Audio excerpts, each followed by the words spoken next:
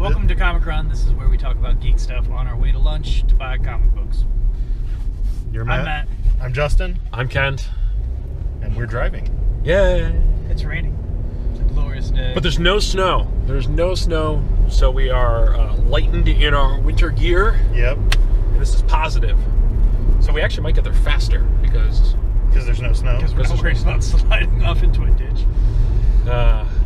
So hey, you put on the Unbreakable Kimmy Schmidt. So did you see that? I watched the first 3 episodes last night. Amazing. I don't know what this is. So this is a show that Tina Fey did and sold it to Netflix, and it has the girl that replaced was the receptionist in the last episodes of The Office. Okay. Oh, okay. So that's where she's that from. Didn't make any sense to me because someone said it was the girl that was the receptionist in The Office. I'm like, that's not Pam. It is Ellie Kemper, and the plot is that she was kidnapped 15 years ago with a group of other 4 women from a doomsday occult guy and thrown into a doomsday bunker. Who's John Hamm? In Indiana. In Indiana, about 30 miles outside of where we are currently.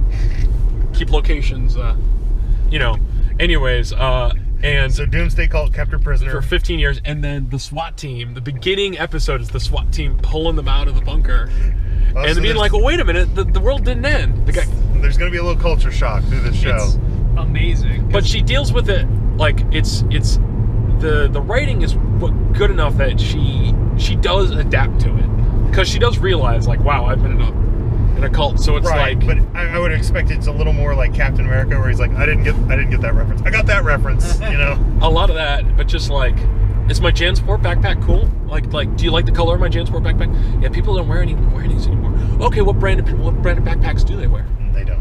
Yeah, reminded of 21 Jump Street. Do you one strap or do 2 strap it? I don't know what's cool anymore.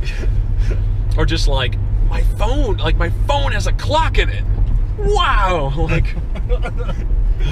and then there's other people. Fantastic. Yeah, people going like running around going like, "Wow, seriously, how do you not know that?" Because what happens is they're at they go to New York to be on the Today Show, where in like a little bit too honest news, the Legonzo journalism is that Matt Lauer opens up their segment of interviewing the women who have been trapped with their hilarious internet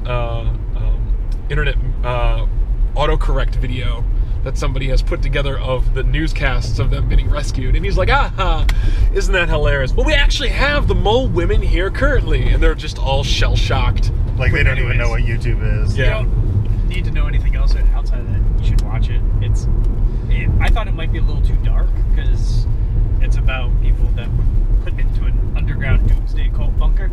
But it's turns out they were able to make that funny. Surprisingly life-affirming, surprisingly bubbly. Good stuff. It's what's going to get me through to when Daredevil is released. That and House of Cards. Tina Fey's not in it, but Carol Kane is. It was hilarious. Like, if you aren't in with Carol Kane's comedy, I'll have to check it out. Actually, it convinced me so much. I'm going to write a letter to Carol Kane and invite her to Henry's first birthday party. Because I just think she'd be great to have around. Like, she won't be the center focus of attention, but she will be hilarious. So, I don't think she's going to write you back. We'll see. Or you'll end up as that idiot. So, my wife and I discovered a new show this week, and people have been talking about it, but we're like, hey, we should check that out. The Last Man on Earth. Oh, yeah. Have you guys started watching that? Yeah, I've watched through. Was there a new episode past, Sweet Melissa? They're up to, yes, there's something about stupid fat guy. I haven't seen that one yet. Yeah. Brilliant. Is there another person? Yes, they find another person. Jesus. There's a guy driving cross country psychotically in a sports car, and they just keep cutting to like his eyes and his mustache while he drives. You can't see his face, and he's reading the signs the guy left. So, have you watched any of it? No. So the premise is that this guy, some sort of virus killed everybody. He thinks he's the last person on Earth. So he goes around. He drives cross country, checking all the major metro cities and crossing them off his map, and leaving signs that say "Alive in Tucson." And then he goes home to Tucson, and he's like, "Well, what do I do now?" So there's a lot of just, how would you entertain yourself with no power and no people? Getting a fireproof suit and jumping through fire, building a tequila pool. A margarita pool. Margarita pool. He lays in the margarita pool all day, salts the rim, and lays in it, and then licks the rim. Goes and hangs at a bar where they're just filled with volleyballs with faces on it. Yeah. Okay. My favorite was he goes bowling. He's in the parking lot of a bowling alley, and he's smashing fish tanks with bowling balls. Yeah. And then later, the fish tanks are stacked in a pyramid, and they're all half full of water. And you're just thinking, like, the writers of the show were very detailed in that, like, this guy would take the time to stack the aquariums, partially fill them, but, water's heavy, and he's lazy. And then he, puts like 10 of them in the bed of a truck and rolls them out of the truck at the fish tanks. But then he gradually finds out he's not the only survivor. Well, no. So he the thing is, he's there for like 6 months and no one shows up. So he's going to kill himself. And then he finds one person who is Christian Shaw.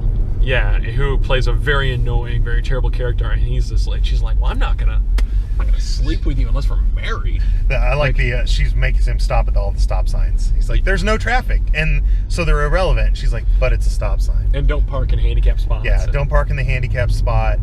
Well, would you burn down a church? Well, no, obviously not. Well, then why would you park in the handicap spot? It's different.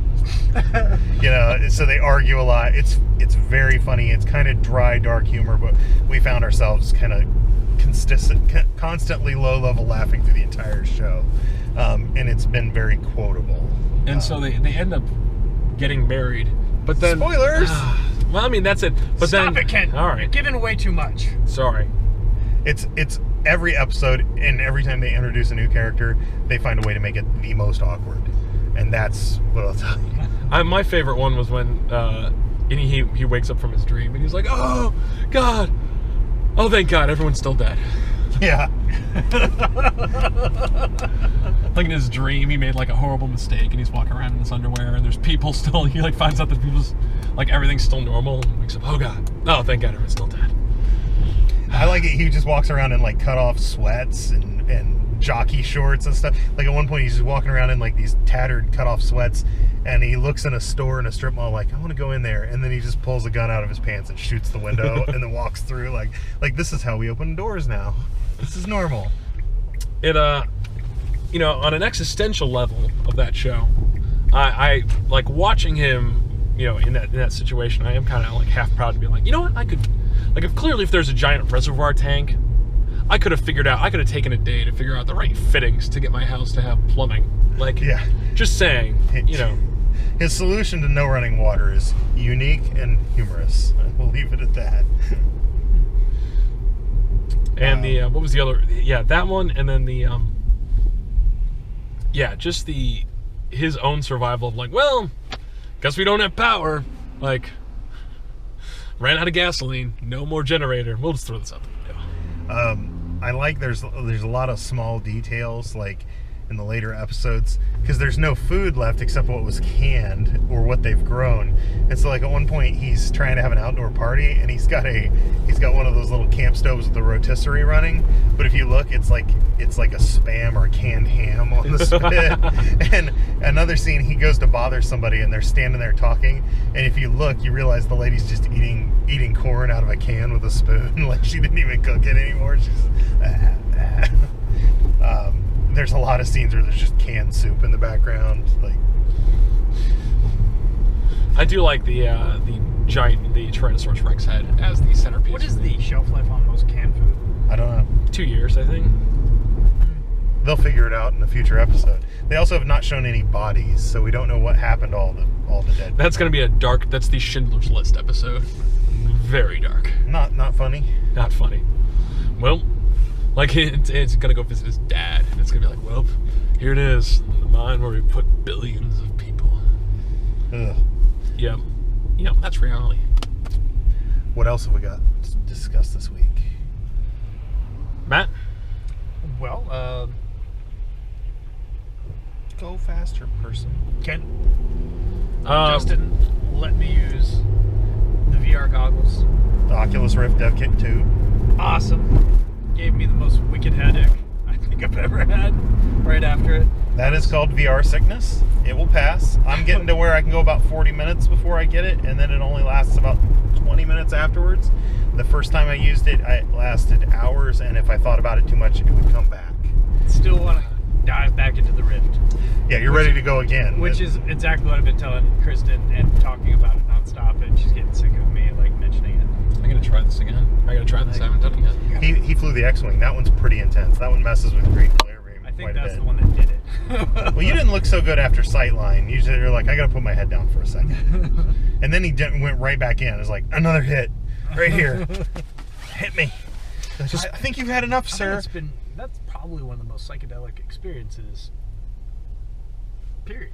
It's pretty wild. And when it gets into higher definition, it's gonna be crazy. Like the Crescent Bay prototype I played at PAX was just frighteningly good. I mean, there's still some issues with it, but if the simulation's good enough and you're entertained by it, you will completely forget you're wearing the goggles. Yeah.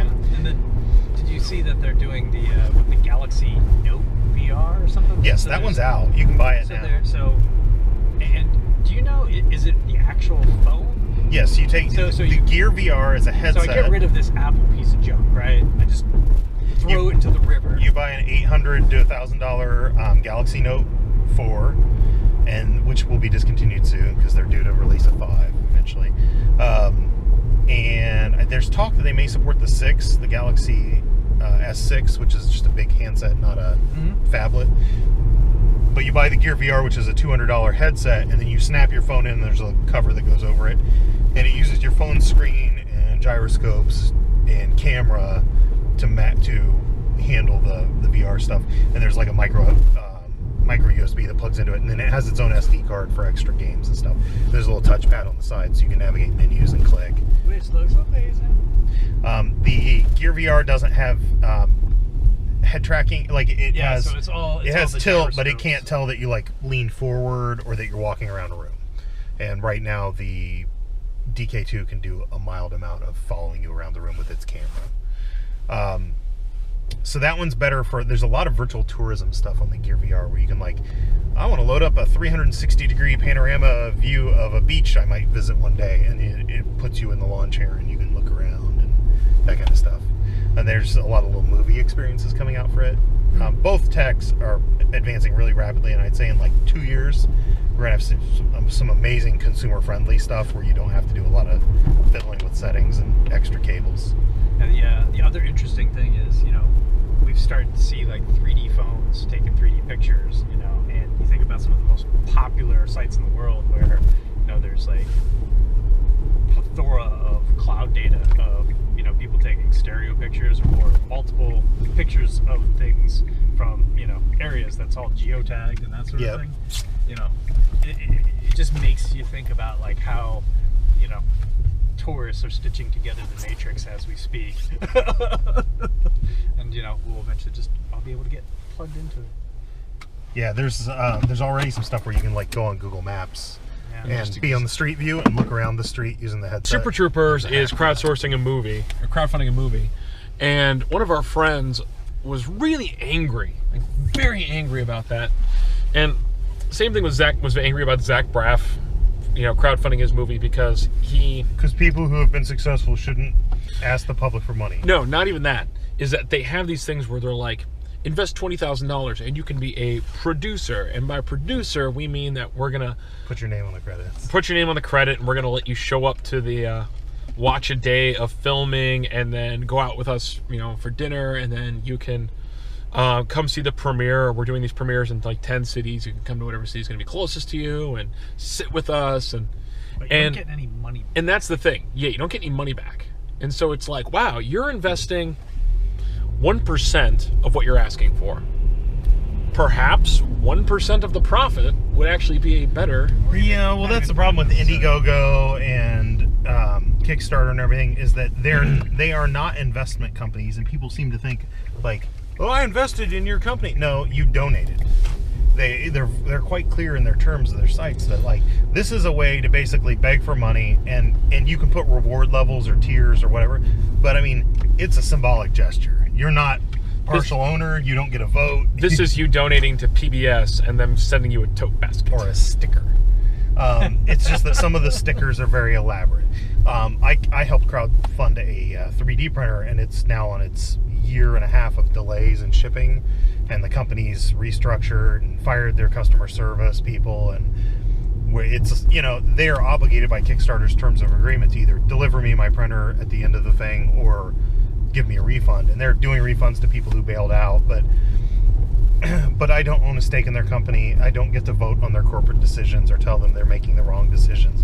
The only thing they owe me is a printer, and that's it. But yeah, and there's a people don't like they got mad at Zach Braff for crowdsourcing it, but he talked about it. He's like, look, I wanted to make a movie, and I could make a movie, but he's like, if you ask me if I'm going to put my own money up and make the movie, probably not. And he's like, you know, he goes, it didn't turn a real profit. He goes, it never would have gotten made if I didn't have access to Kickstarter, because I wouldn't have done the project if I couldn't offset some of the funding. And he's like, and at the end of the day, I spent more on it than Kickstarter did. But, you know, he's like, if you didn't want to do it, don't spend the money. Don't give me money. It's fine.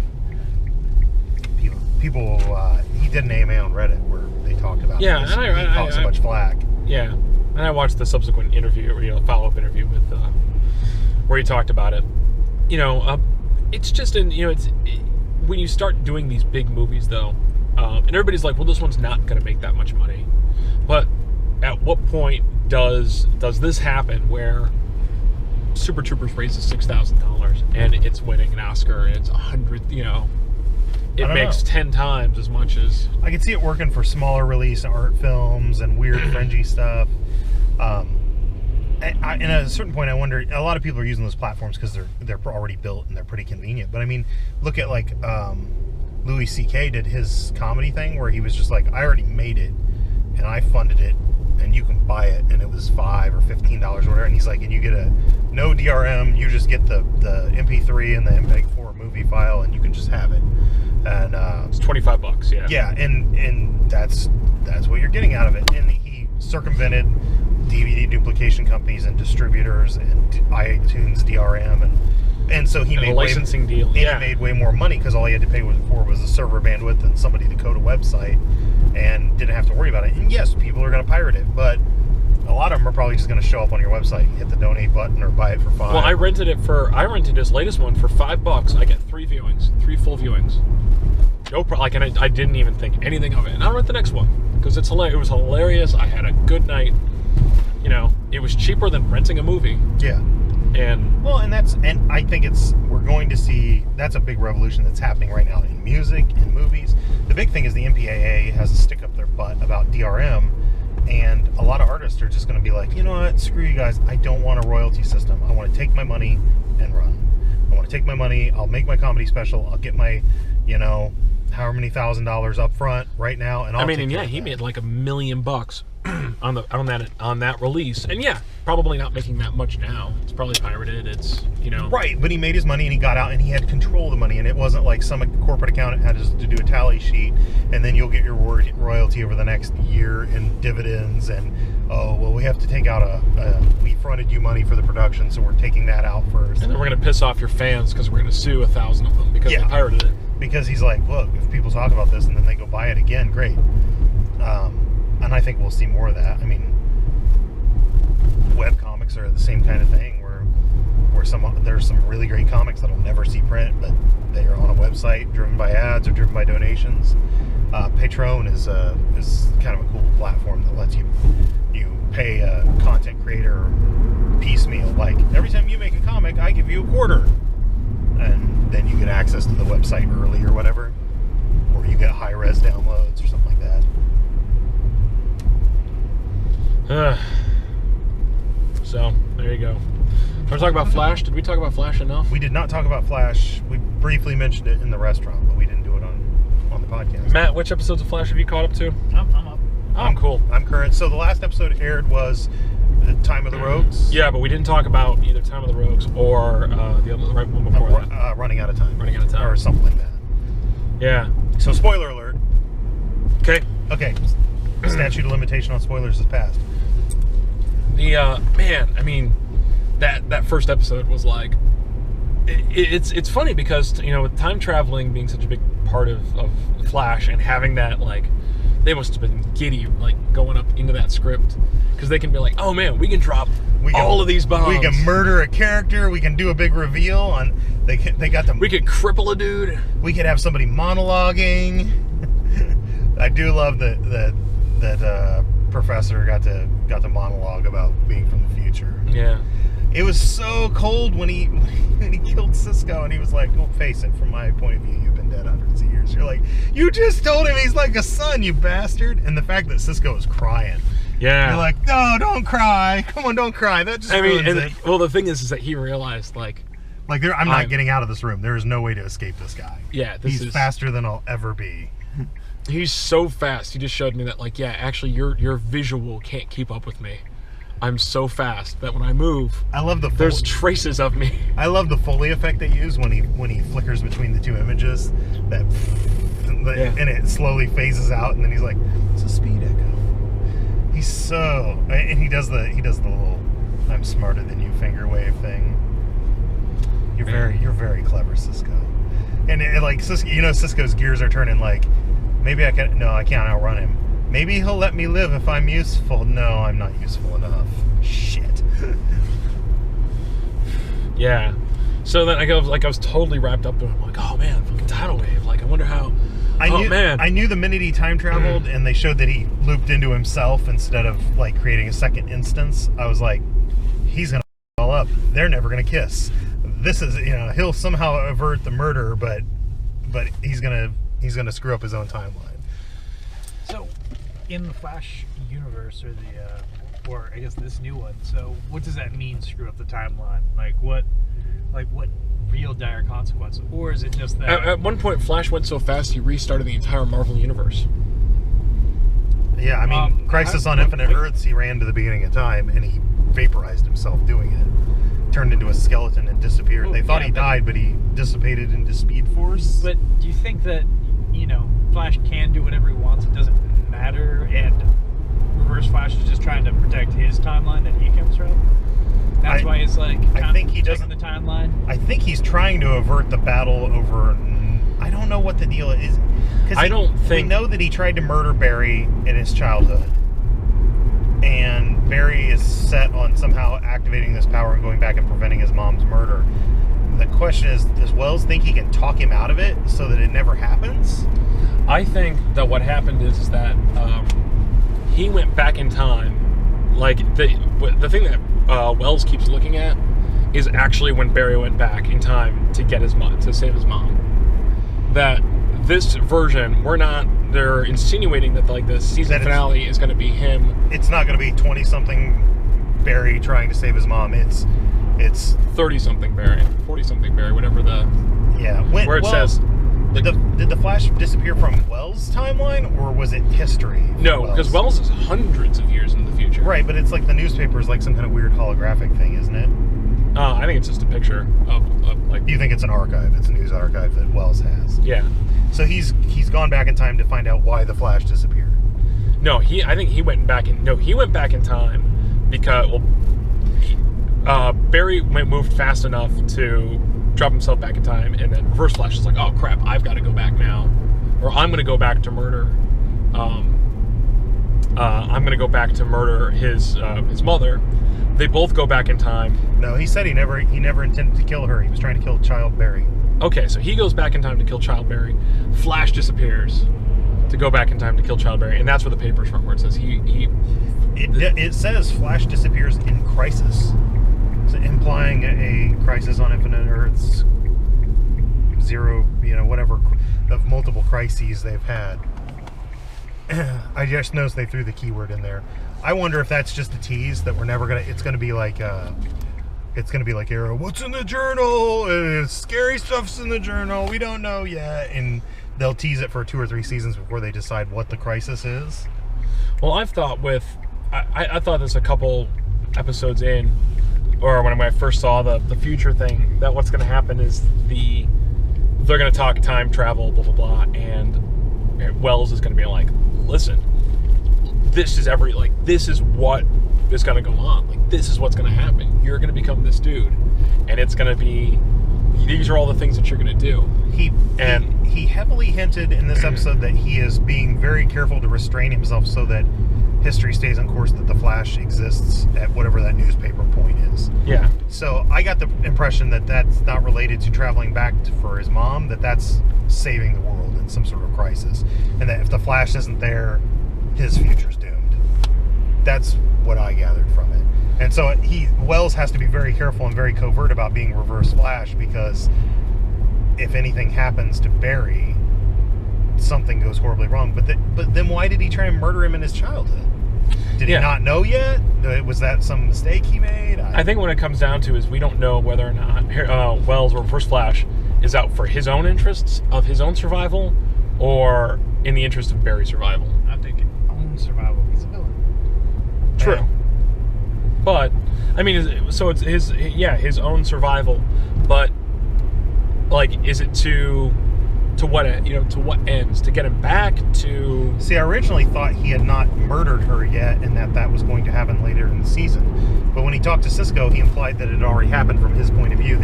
So he got stranded 15 years ago and has been camped out in our timeline since then. I originally thought that with the tachyon charge of the suit thing, that he was trying to get ready to make another jump 15 years further back. That he had somehow stalled out and gotten stuck, and that he needed the accelerator or that tachyon thing to help him finish his job, which was to go back and murder Barry in his childhood. But it appears he got stuck 15 years ago, and he's been laying low. Well, creating. Yeah, at what point do you realize, oh man, like, I'm the one I created Barry? Yeah, and I mean, like, if he knew who was going to be the Flash's childhood, did he know that the accelerator was going to create Barry? Or did he build the accelerator on purpose to do it? Or did he F up something else in the timeline and had to make the accelerator to do it? I don't know. Yeah. Questions. The whole show is But questions. next week, Mark Hamill, Oh, who's he playing? the Trickster. Oh, nice. No, he's playing. So what they said is a Trickster copycat has come into town, and West is like, oh man, we caught the original Trickster like 20 years ago. Like, let's go talk to him in So Hamill's Blackgate, in jail. And so in prison is Mark Hamill playing the Trickster from 20 years ago, in which he was the Trickster 20 years ago. Nice. So it'll be super exciting to see how trickstery he actually is. They didn't give Golden Glider a code name. Cisco didn't give her a code name in episode. He was sad. He was too busy being sad, watching his brother get his hands frozen. I would if somebody was shooting everybody with freeze guns, I think I would be very convincing liar instead of just giving up my friend's name. I don't know. This Flash is scary. His face goes. You can't. I don't know. He said he'd kill me if I ever told anything. I know where he works. I know he's a cop. I do appreciate that Snark is so, like, he was just a criminal. He gets a cold gun. He's a very efficient one. Well, he was a very efficient criminal, gets a cold gun, and so thoroughly embraced his coldness. Like, if all of a sudden I became a great basketball player, I don't think that I could necessarily fully envelop myself in basketball puns. But him just being like, oh, shit, yeah. Cold as ice. I'm getting a parka, man. I don't even need a parka, and I'm getting one. Yeah. Do you guys sell ice skates here? I want some ice skates. Now, is Golden Glider his sister in comic books? Yeah. Okay, and she has skates. I don't know. Yes, she has. If I remember correctly, she has skates that can cut stuff, and she's super fast. Well, now she has a gold gun, and it's like, why are you robbing the casino if you have a gun that makes gold? It's probably fake gold. It's probably It wears off. But it's definitely not in comic book continuity. No, it's new. Now everybody in the gang's gonna have a themed gun. God damn it. It's like Mega Man cast. Theme guns.